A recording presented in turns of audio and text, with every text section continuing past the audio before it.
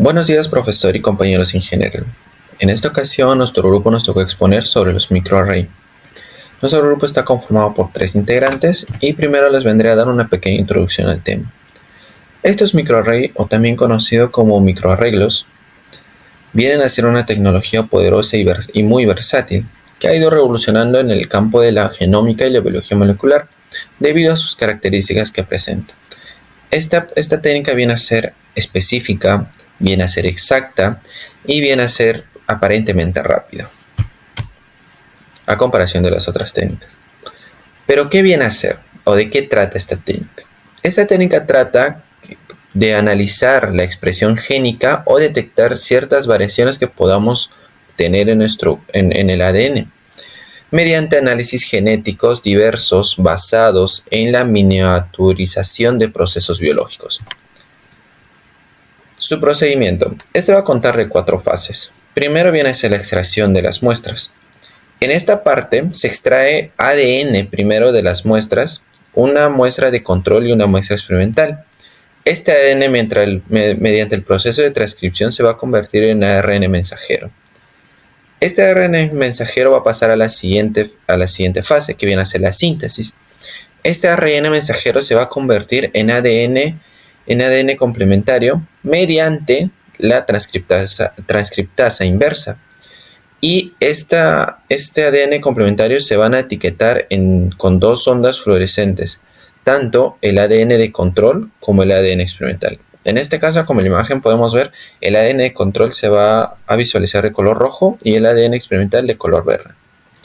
Luego pasaremos a la siguiente fase de hibridación. En esta fase los ADNs complementarios se van a insertar en el chip. ¿Pero qué viene a ser este chip? Este chip se va a componer de unas piezas cortas de una sola hebra de ADN llamados oligonucleótidos o también llamados oligos. Y estos oligos van a estar fijados a una portaminas de vidrio, como podemos ver en la imagen. Ahora, volviendo a la hibridación, estos ADN complementarios ya etiquetados se van a unir a este chip y van a unirse mediante la hibridación. Luego pasaremos a la siguiente fase, que viene a ser la búsqueda y análisis de datos. En esta parte, el chip se viene a escanear con un láser que va a excitar los marcadores fluorescentes tanto del ADN de control y el ADN experimental, viéndolos en una imagen como podemos ver los controles de color verde y de color rojo. En esta imagen se va a analizar mediante un programa que interpreta la fluorescencia de cada punto, hallando los datos precisos de las muestras. Y eso sería todo en cuanto al procedimiento. Ahora le doy el pase a mi compañera. Siguiendo con la exposición, tenemos las aplicaciones del microarray. Lo vamos a ir mencionando secuencialmente, puesto que son los pasos a seguir cuando un paciente se manifiesta con alguna molestia. Inicialmente con microarray empezamos con genotípicamente, que es la identificación exacta del gen que está siendo dañado. Al determinar el gen se determina así el tejido y el órgano. Entonces, como segundo paso es la identificación de patógenos, es decir, cuál es este agente que está causando estas manifestaciones en nuestro paciente. Puede ser de origen virológico o de origen bacteriano. Como tercer punto tenemos clínicamente, que al nosotros tener identificado el agente patógeno y el tejido dañado, también llegamos al punto exacto de determinar cuál es la enfermedad que está afectando a nuestro paciente. Luego, como cuarto punto, está la farmacogenómica, que es la interacción que tiene este agente con los medicamentos. Es decir, nosotros al conocer el agente patógeno y la enfermedad específica, empezaremos con la interacción con distintos medicamentos, y eso es lo que se va a observar en esta fase. Luego, siguiendo, tenemos las ventajas que tiene el microarray, y tenemos también 4. Uno de ellos es la alta capacidad, puesto que se analiza en simultáneo una gran cantidad de genes, entonces se puede hacer la comparación uno con otro y es mucho más efectivo. Luego, como segundo, tenemos la precisión, puesto que tiene una alta sensibilidad y es muy específica en cuanto a detección de anomalías génicas. Luego, como tercer punto, está la escalabilidad, que quiere decir que es por su alta capacidad, justamente hace un momento mencionada, y su gran número de versatilidad, Es decir, se puede manejar a gran cantidad como disminuir una cantidad pequeña también. Entonces, todo esto hace que se pueda diferir de distintas formas. Luego, como último punto, tenemos la rapidez, puesto que, como se había mencionado inicialmente, tiene una gran capacidad y por el análisis simultáneo que tiene, esto hace que se analicen muchos genes en un tiempo más corto. Como segundo punto, mencionaremos las desventajas que tiene el microarray. También lo hemos dividido en 4 y uno de ellos es el costo. Los costos que se enfrentan para este análisis son elevados, empezando desde la empresa a los pacientes. Inicialmente con la empresa, puesto que al prestar este servicio se tienen que obtener materiales y equipos, los cuales ambos tienen un precio elevado en el mercado.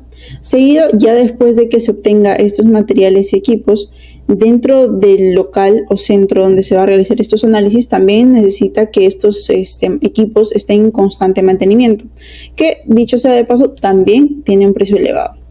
Luego, estos índices se manifiestan al paciente, también presentándose como un costo elevado a este análisis. Entonces, nosotros tenemos que los costos elevados en general son elevados. Luego tenemos la complejidad de datos. Si bien es cierto, hace un momento se había dicho que tiene una alta capacidad analítica, se obtiene también extensos datos y complejos. Para ello se necesita unos software especializados que se encargan de la interpretación correcta. Entonces, como tercer punto también tenemos la validación. Cuando nosotros obtengamos estos resultados, tanto extensos y complejos, y hace de un último resultado, se necesita de la validación de este resultado. Normalmente o frecuentemente se utiliza la técnica del RPC. Si bien es cierto, este tema ya se había mencionado en la clase pasada. Entonces, siempre se necesita que haya otro análisis que le esté ayudando o coadyuvando a dar estas respuestas. Luego, como último punto, tenemos los operadores, puesto que las personas que realizan estos análisis tienen que ser especializados. Entonces, eso también se traduce en un costo elevado, tanto en la poca cantidad de profesionales que se dedican a este rubro. Como último subtema tenemos las limitaciones. Dentro de ellos lo hemos dividido en 4. El primero es la sensibilidad. Y esto se da porque a veces los genes se presentan en bajos niveles y entonces es muy probable de que este análisis no los reconozca. Luego tenemos la cuantificación relativa. Como su nombre nos dice, es cuantificación. Entonces nos da a que las expresiones que nos presenten como resultado final sean relativos, más no absolutos. Luego tenemos la especificidad, que estamos hablando directamente de que al haber una hibridación, ¿qué es una hibridación? Una hibridación es el cruzamiento de dos genes diferentes. Entonces, después de esto se llega a falsos positivos, muy relacionado con la cuantificación relativa. Luego tenemos el diseño de sondas, que es decir, esto ya es dentro del análisis como tal. Entonces depende de la calidad del diseño de la calidad del material con el que esté hecho y también de la actualización